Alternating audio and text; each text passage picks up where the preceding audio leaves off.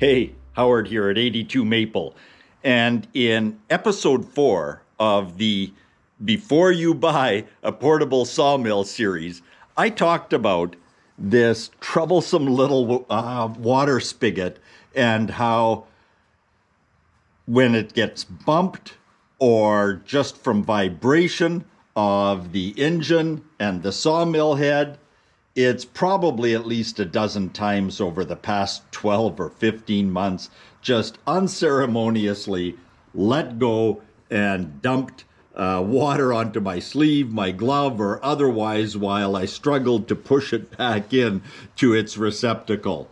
You know, I think that this is one of those cases where the manufacturer could have spent about $1.50 more and prevented that problem. But hey, you know what? In the interests of spending more frustration time-free cutting and getting more joy out of the builds that I do and minimizing the unexpected, we're going to tackle this today. And you can too. For about $25 and 25 minutes, we're going to see just what we can do to resolve this issue once and for all. Let me know if you have any other ideas after viewing this.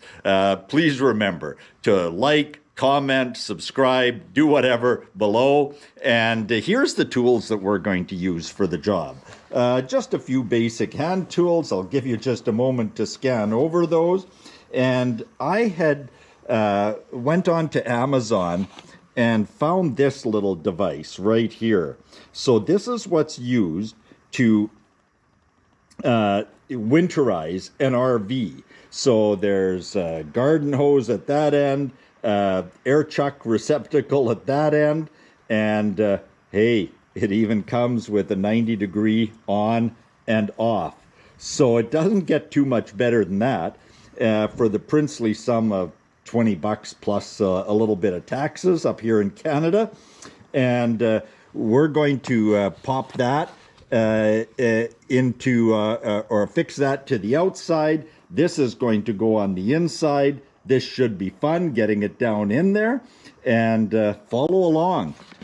All right, so the first thing that I'm going to do is take out this little water spigot. You'll remember that I did a bit of a redneck fix, just put some Gorilla Glue to have it hang in there with me for a couple of days of cutting. It served the purpose, but time now for the permanent fix.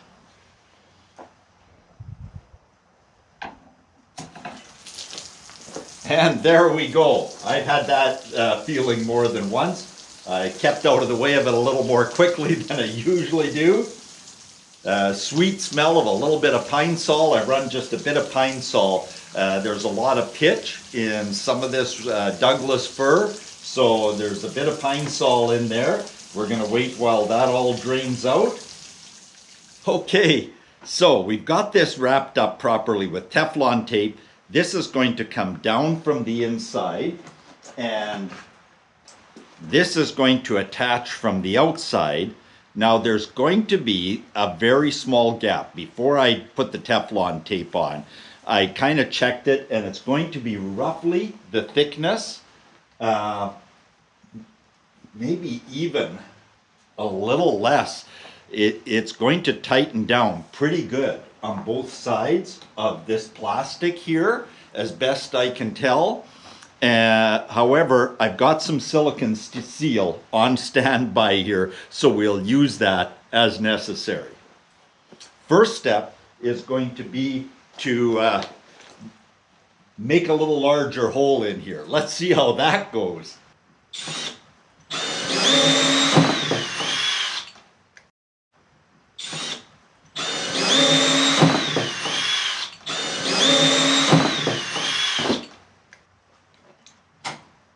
Well, I've got to tell you, that went better than expected. Normally for a hole saw, you want this center part to bite in to new undrilled material. But this being plastic, and with a firm push from the bottom, it went just fine. So 1¼ hole saw did the job. Just have to fish out the piece here and we should be good.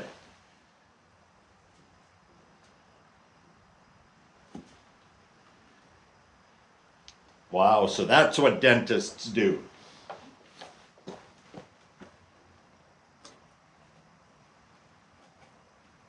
That's perfect. There's enough of a lip on the back and the front to secure this pretty well. Now, I want to get rid of some of the excess moisture.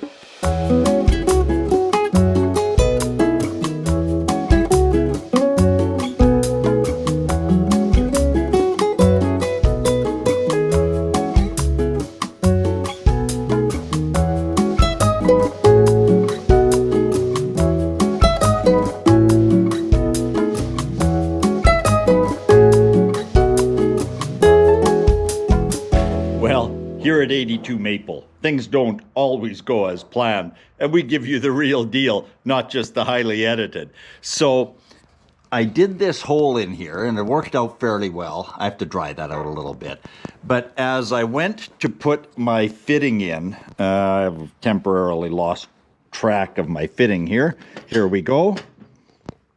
As I went to put my fitting in, I wasn't happy with the fit. It, of course, wouldn't go through this way. It's going to come through from the other side.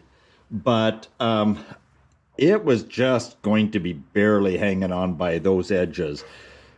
Those hex edges are only so slightly bigger than the threaded portion. So I'm rethinking this. I'm going to pop a new hole in here, which means I need to plug this one off. And so that's what this is all about. I've got a washer, some silicone seal on both sides of that bolt. I'm going to drop that through from the inside. And how would you suggest we drop that through down a vertical kind of 15 inches and have it pop into that hole? Well, the magic of silicone seal.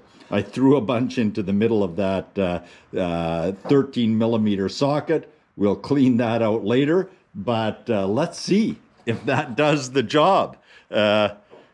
Stay tuned. Okay, let's see if this silicone seal holds it all together for the insert.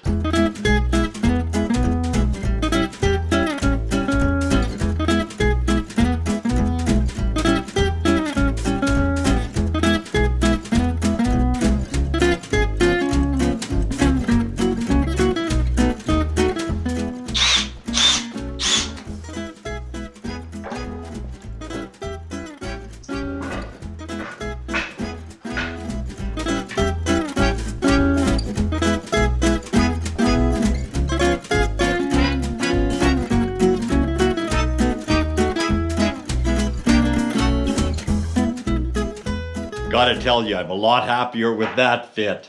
So now we're gonna do that little silicone seal trick again, just to hold this in. And we'll try and situate the interior piece.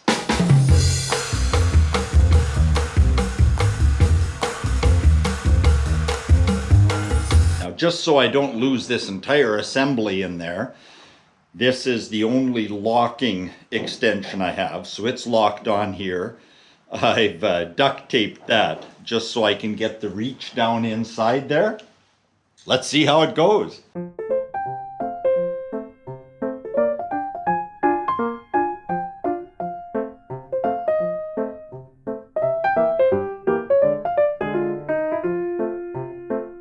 I think we've got it signed, sealed, and delivered. Well, not too soon. We've got another part to put onto this. In case you're wondering what this annoying light is doing here, so we get up to -7 or 8 where I live, and so typically I leave my saw head backed right under this. I pull it back a little further, and that's a heat lamp that basically keeps enough heat on there. It may have some runover effect and keep the battery warm, I'm not sure, but it keeps this from freezing up so I don't have to drain it. I tend to cut every second or third day during the winter. I don't want to be draining that, refilling it, draining it, and refilling it. So there we go. Might work for you.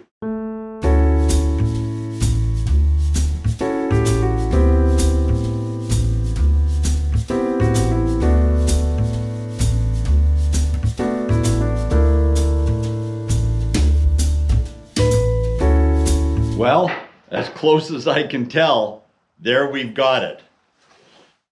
Well, there we have it. Out with the old and in with the new. I think that's going to serve us really, really well here. You can see that this rubber hose is a great little fit over this air fitting. If I need to, I can put a little hose clamp on. I don't think I'm going to need to. That's gripping it really nicely. I've got my on-off working like a charm. Everything's sealed up as closely as I can tell. There's enough silicone seal in there to hold back the tides of a no-pressure water jug. We're going to fill it up with some pine sol, and we're back in business. We've got wood to cut. That log there is going to be run through next. We've got some 2 by, give or take, 6.5 or 7 that we're going to process through the little woodmizer there. It's a ton of fun. Hope these tips and techniques increase your joy, reduce your frustration, and let you cut more and build more. Stay tuned.